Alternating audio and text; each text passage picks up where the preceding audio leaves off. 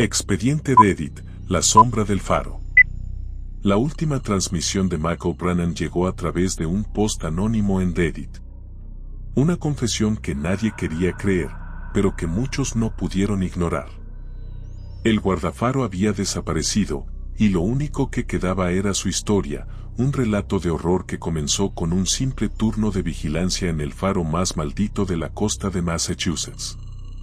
El post original apareció en subreddit paranormal a las 3:27 de la madrugada, un detalle que los investigadores posteriores no pasarían por alto. Las horas entre la medianoche y el amanecer siempre han sido un territorio liminal, un espacio donde la realidad se dobla y lo imposible parece susurrar entre las sombras. Michael Brannan no era un desconocido para el dolor. Su historia comenzaba mucho antes del faro Blackwood, en los áridos campos de Afganistán, donde había servido como marine en 2 tours que lo marcaron para siempre. El conflicto no era solo una experiencia militar para él, sino una herida abierta que lo perseguiría incluso después de regresar a casa. Nacido en un pequeño pueblo de Massachusetts, Michael había sido hijo único de un pescador y una enfermera local. Desde niño, conocía el mar no como un lugar de belleza, sino como una fuerza implacable que podía tragarse vidas en un instante. Su padre había perdido a 2 de sus hermanos en un naufragio cuando Michael tenía apenas 5 años, una historia que se susurraba en las reuniones familiares como una advertencia silenciosa. La decisión de unirse a los marines no fue una sorpresa para nadie que lo conociera. Era un escape, una manera de probar su valía frente a un océano que siempre le había parecido amenazante. Sus años de servicio lo transformaron, convirtiendo a un joven tímido en un hombre curtido, con cicatrices tanto físicas como psicológicas. Cuando regresó de su segundo tour, Michael era un fantasma. Los ataques de pánico, los recuerdos que lo despertaban gritando en medio de la noche, la dificultad para reintegrarse a la vida civil, todo indicaba que necesitaba algo diferente. Un trabajo que le permitiera estar solo, vigilar, mantener el control. El trabajo de guardafaro parecía perfecto. El faro Blackwood se alzaba en la costa de Massachusetts como un centinela herido. Su historia era un compendio de misterios y tragedias que se remontaban a su construcción en 1872. Los registros oficiales hablaban de 17 trabajadores muertos durante su edificación, pero los lugareños de Asport conocían una versión diferente. Asport era uno de esos pueblos pequeños que parecen congelados en el tiempo.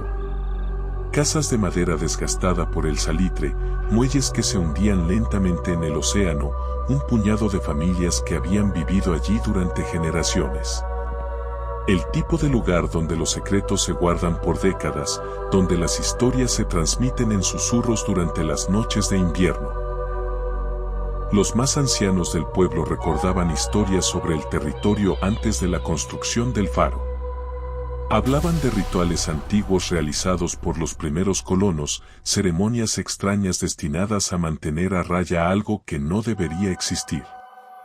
No eran simples leyendas locales, sino relatos transmitidos de generación en generación con un terror apenas contenido.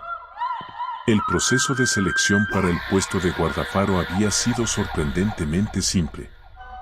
Un formulario, una entrevista breve, una verificación de antecedentes. Michael no preguntó demasiado, y nadie le dio demasiadas explicaciones.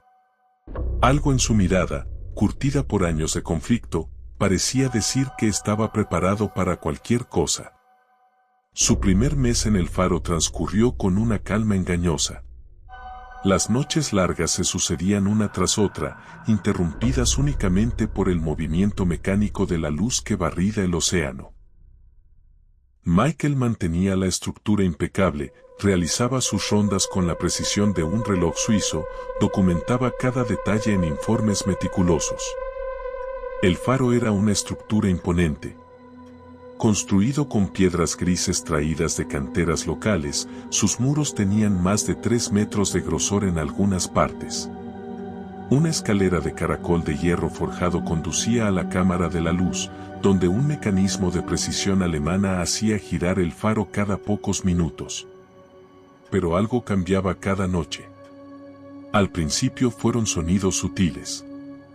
Crujidos que no correspondían a la estructura del faro. Golpeteos metálicos provenientes de lugares imposibles.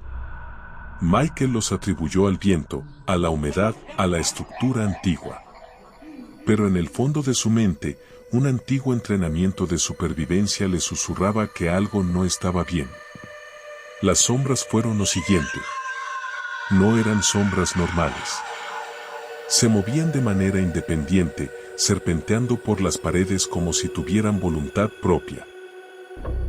Formas informes que se desplazaban en los ángulos muertos de su visión, desapareciendo cuando intentaba enfocarlas directamente. Mako comenzó a registrar estos eventos, consciente de que podría estar volviéndose loco. Un detalle llamaba la atención: estas sombras parecían tener una textura húmeda, como si estuvieran formadas por algo más denso que la oscuridad. A veces, cuando la luz del faro las atravesaba, parecían brillar con un brillo verdoso, como el reflejo de algo marino. Fue durante la quinta semana cuando encontró el diario. Estaba escondido en una caja antigua, en el rincón más oscuro del almacén.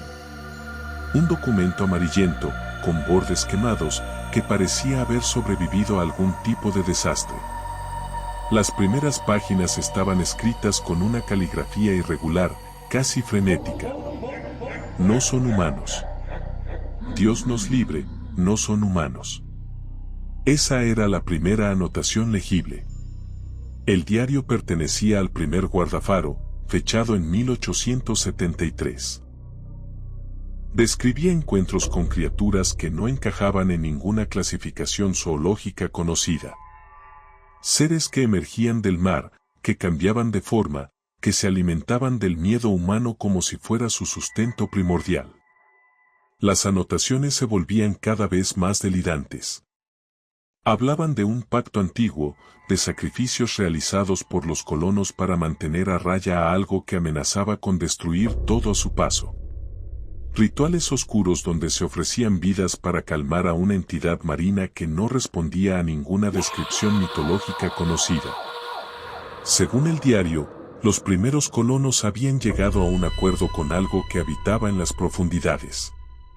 Un contrato de sangre que requería sacrificios periódicos para mantener la paz.